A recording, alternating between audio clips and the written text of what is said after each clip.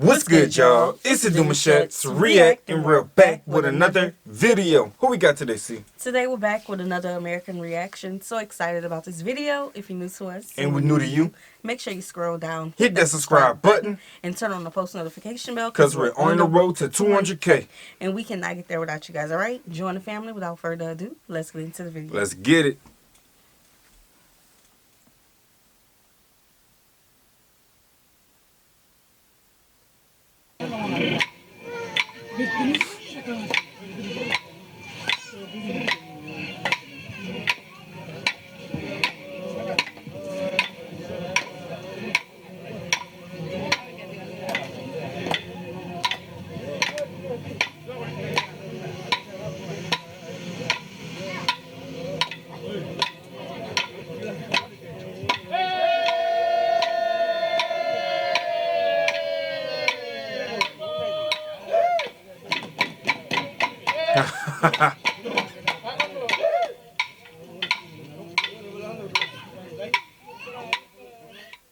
Culture is real important to us. Culture, you can't leave your culture. Culture is on the front, always. Culture, you won't lose yourself. Culture, you won't lose all the land. I was born on well number 7 on the Canning stock route, and when I was born, my mother, they was looking after the last lot of bullocks that came down from Halls Creek, and I was born at that time, and the station owner got on the radio and he said, "Oh, you better bring that baby in because too much, for her out there. No clothing and all that, and she haven't got a name." Mum took me on the horseback, and I went all the way on the horseback. She had me in front of her, and I was drinking her titty, and I was on the way to the station to get my name and all. Yeah. In the song line, in the song, the butterfly is called Birk Milling. Because I'm a Bunba woman, I'm a butterfly woman as well. Yeah, it's significant for me. So we dance the butterfly.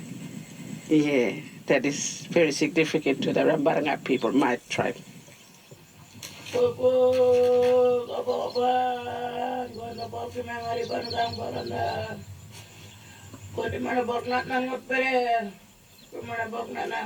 We've seen a lot of death happen. And so this is where we all wanted to get together and say, hey, we need to stop all this. So how do we do it? We have to bring back our culture. How it was before in the first place. How our foremothers, our forefathers have walked. How they've eaten, how they had their diet that was healthy. How they were very strong men and very strong women. We don't have much strong culture up here, much like Catherine, I reckon. Like everyone, they do their own things here. Yeah, every man for himself. Yeah, it's just like a crossroads, really, Catherine. Culture is very personal, isn't it, to the group that you belong to? Population in Catherine is so diverse, you know what I mean? We have Western Australian people here, we have Queensland people here, we have South Australia. They're all identified as stolen generation. So realistically, their return to culture is not appropriate in the cultural groups here. How do you support those people? It's just empowering people to develop socially and emotionally and economically, because we've got very, very strong people out there. The complexities of culture is very strong. I mean, you can grow up within traditional culture and not always understand what's going on as well.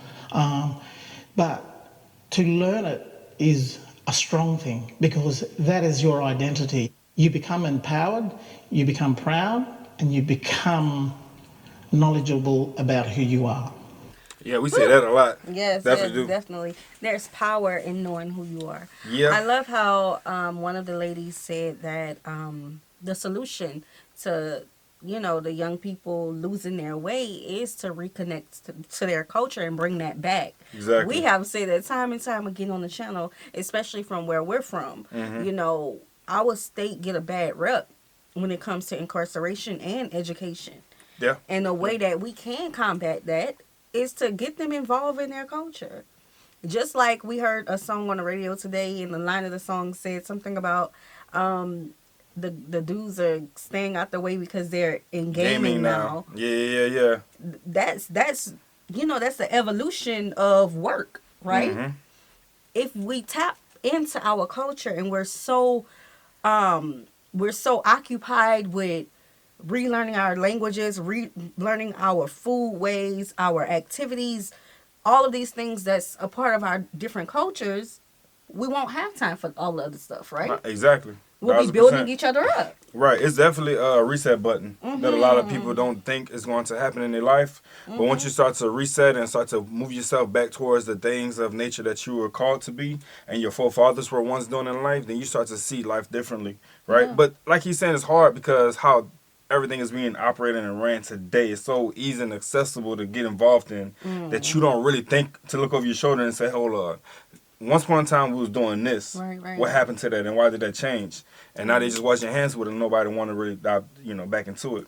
But yeah, that's how it go. Yeah, and I think when it came time to when they were speaking about the stolen generation part, there's a video that we did that we kind of dug a little bit into that history.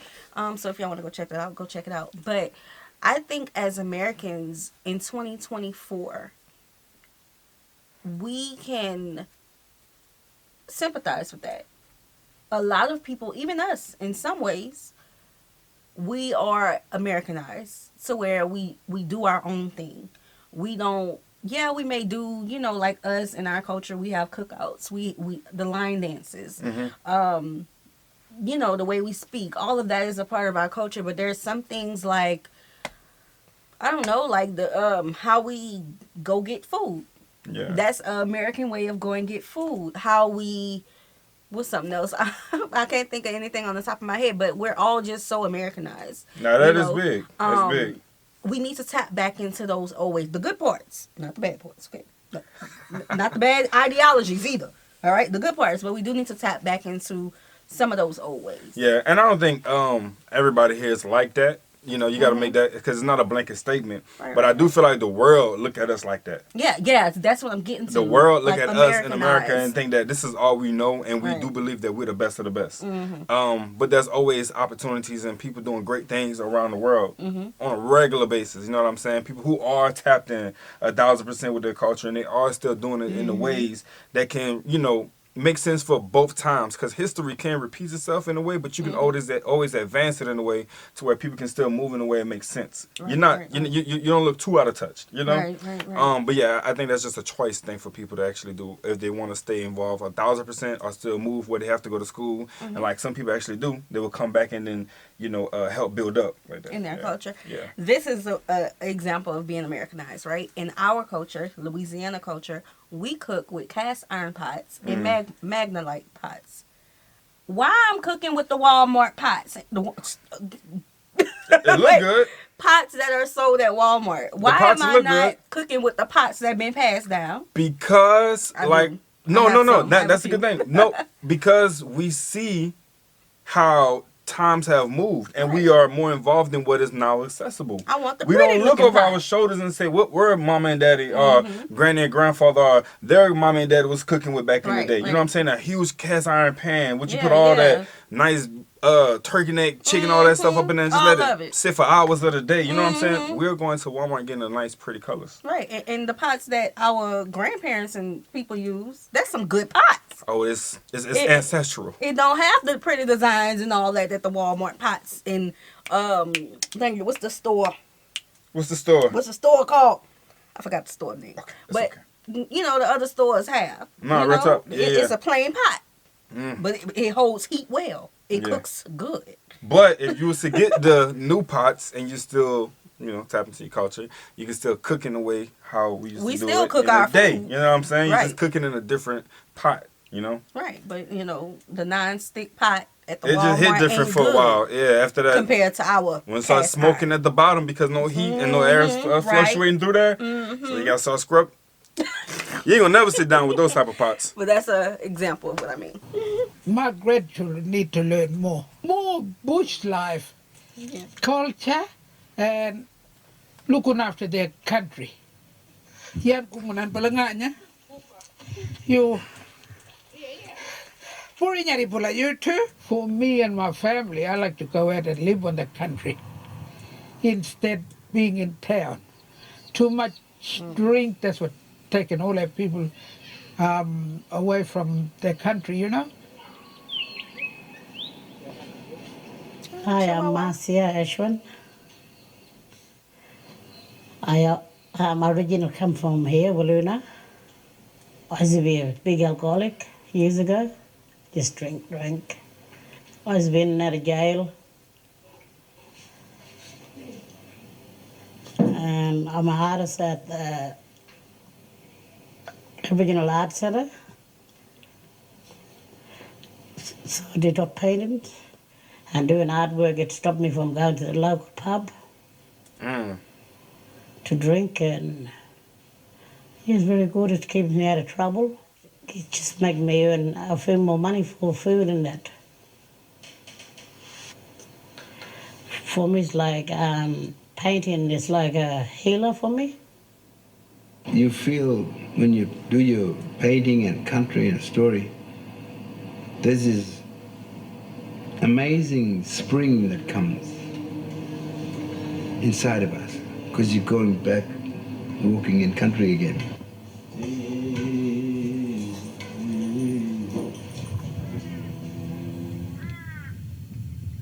You have our culture, and knowing your culture and being strong culture, it also helps people be healthy. It helps them live life well and be strong with what they do. Because if you've got a healthy culture, you've got a healthy body. If I had my language and culture, I'd be more confident and more proud of my culture and and who I am and like I'm proud. Let's speak on that. I think learning our languages is one of the first places that you can start. You know, and we got to get out of letting it be a thought like, oh, that's a nice language that belongs to my people. I don't know it. And people leave it at that. No. If you want to learn the language, go do the work to learn the language. Yeah. That's just like us. Our grandparents, their language was beaten out of them. In American schools, coming from Louisiana Creoles, you know. So now we are doing the work to learn the languages. And we're finding that it's not that hard. It's coming to us like second nature, although it's our first nature. You know what I'm saying? Yeah. So just do the work. Because everybody gonna sit around and hear everybody else talk their language, and you be like, "Oh, they talking about me." The whole time, all you know is English, Yes. and there's nothing wrong with just knowing English, but Right. at the same time, culture tells you that there's so much more to you. You know what I'm saying? And it also allows you to live with a purpose. You know what I'm Right, saying? right. You tap in differently. You start to see life differently. You start to understand yourself differently. And it locks you in a whole new mode, you know?